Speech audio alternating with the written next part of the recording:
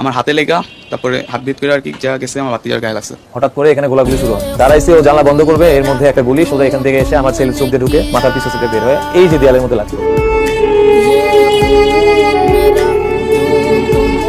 ওই প্লাস্টিকের খেলনা আর ঘরের মেঝেতে ছোপ ছোপ রক্তের দাগ। সাকিবুর রহমানের কাছে তার একমাত্র সন্তান সামিরের শেষ অস্তিত্ব বলতে এইটুকু।